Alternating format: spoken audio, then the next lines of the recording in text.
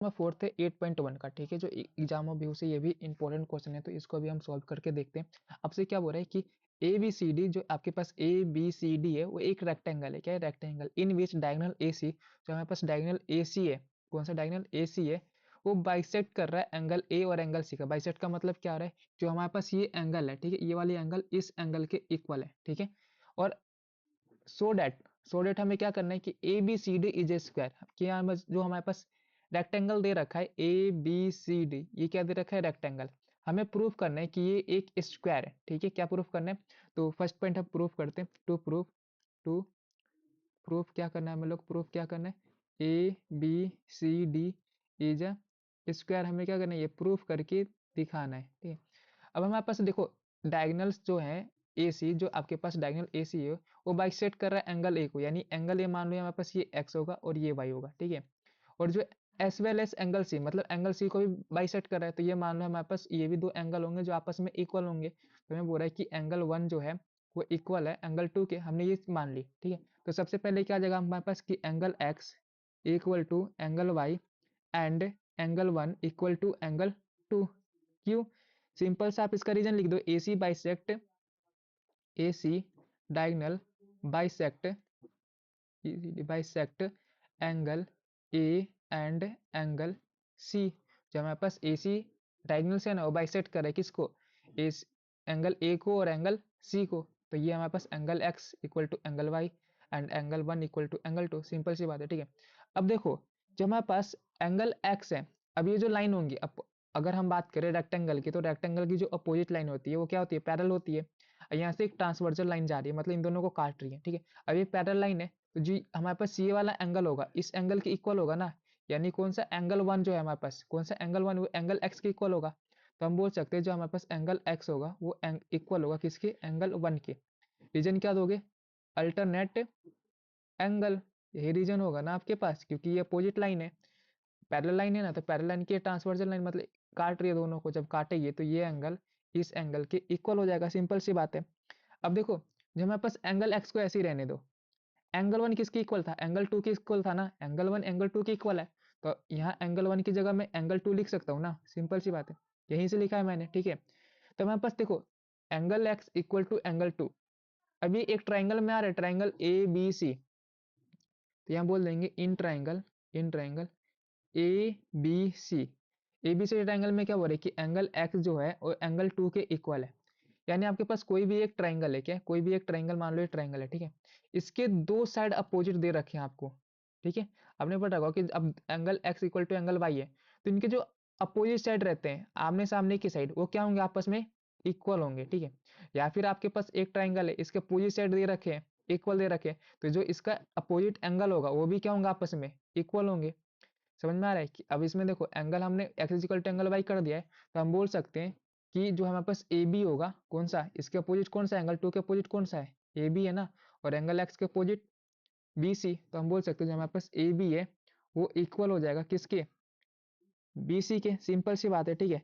अब जब ये साइड देखो, इस साइड के इक्वल कौन था, ये साइड था, और इसी साइड के इक्वल कौन हो गया, ये भी साइड हो गया, तो इस साइड के इक्वल कौन होगा, अपोजिट साइड, ये भी इक्वल, चारों आपस में क्या हो गए, इक्वल हो गए ना। तो हम बोल सकते हैं कि जो हमारे पास ए बी सी डी है वो क्या है हमारे पास इज अ स्क्वायर, लेकिन इसका जो रीजन होगा, ये यहाँ पे एंगल से हमने साइड में कन्वर्ट किया है, तो इसका कुछ ना कुछ रीजन होगा, तो हम बोल सकते हैं opposite side are equal, angle are equal, angle are equal, यानी आपके पास एंगल इक्वल है तो अपोजिट साइड भी क्या होंगे आपके पास, इक्वल हो जाएंगे, ठीक है। देखो एबीसीडी पहले से हमारे पास एक क्या था, रेक्टेंगल था, और इसके एडजेसेंट साइड भी आपस में क्या हो गए, इक्वल हो गए, तो हम बोल सकते हैं कि in a rectangle adjacent side are equal, ठीक है। यहाँ पे लिख देते हैं हम लोग कि adjacent adjacent side are equal, किसमें इक्वल है, इन रेक्टेंगल, रेक्टेंगल की जो एडजेसेंट साइड है आपस में क्या है, इक्वल है। तो हम बोल सकते हैं कि जो hence A B C D जो हमारे पास रेक्टेंगल था वो अब स्क्वायर बन गया है, ठीक है। A B C D is a square, simple सा, समझ में आया आप लोगों को, ठीक है। अब नेक्स्ट पार्ट की तरफ चलते हैं। हमने फर्स्ट वाला पार्ट तो प्रूव कर लिया। अब सेकंड पार्ट में देखते हैं क्या बोल रहा है कि डायगोनल जो बीडी है, डायगोनल कौन सा, देखो ये पहले पार्ट का हमने फिगर बना रखा था, मैंने दूसरा बना दिया आपके लिए ताकि आपको इजी से समझ में आ जाए, ठीक है। तो आपसे क्या बोल रहा है, जो डायगोनल बीडी है हमारे पास, जो बीडी है वो क्या कर रहा है, एंगल बी और एंगल डी को क्या कर रहा है, बाइसेक्ट कर रहा है। यानी हमारे पास जो ये एंगल होगा, कौन सा ये एंगल होगा, वो इस एंगल के इक्वल बोल रहा है, ठीक है। और जो ये एंगल है वो इस एंगल के इक्वल बोल रहा है आपसे, ठीक है। तो इसका नामकरण कुछ भी आप कर दो, ये एंगल ए मान लो और ये एंगल बी मान लो, ठीक है। ये एंगल सी मान लो और ये एंगल डी मान लो, ठीक है। तो आपसे प्रूफ में क्या बोल रहा है कि जो ए बी है वो इक्वल होना चाहिए किसके, सी डी के इक्वल होना चाहिए, यानी बाइसेक्ट कर रहे हैं, यानी दोनों आपस में इक्वल होना चाहिए, ठीक है। तो अब देखो क्वेश्चन देखो, हमने ए बी सी डी पहले ही हमने इसको क्या कर दिया, स्क्वायर प्रूफ कर दिया, ठीक है। तो जो हमारे पास सेकेंड पार्ट में होगा, सेकेंड पार्ट में देखो जो डी सी है और ए बी वो तो पैरेलल ही रहेंगे ना, ये जो लाइन पैरेलल ही रहेंगे। और ये जो हमारे पास डी बी है वो एक क्या है, इन दोनों लाइनों को काट रही है। तो हम बोल सकते हैं, क्या बोल सकते हैं, जो हमारे पास एंगल बी रहेगा वो किसके इक्वल रहेगा, एंगल सी के, ठीक है। और एंगल ए जो रहेगा वो किसके इक्वल रहेगा, एंगल डी के, ठीक है, एंगल डी के। सिंपल सी बात है, ठीक है। यार इसको स्मॉल कर देता हूँ, एक सेकंड रुक जाओ, ठीक है। आप एक सेकंड रुक जाना, एंगल डी के, ठीक है। अब देखो ये किससे होगा, अल्टरनेट एंगल से होगा ना, दोनों का रीजन को दे दे रहा हूँ अल्टरनेट एंगल्स, ये अल्टरनेट एंगल से, तभी तो आपस में एक दूसरे के इक्वल है, ठीक है। अब देखो इन ट्राइंगल ए बी सी में, कौन से triangle, in triangle in triangle A B D, ठीक है। कौन सा ट्राइंगल आपके पास, ए बी और डी, यानी ये ट्राइंगल देखो, ठीक है।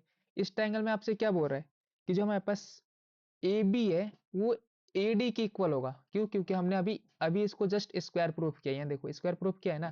तो हम बोल सकते हैं कि हमारे पास क्या चीज, जो ए बी होगा वो इक्वल होगा किसके, ए डी के, ठीक है।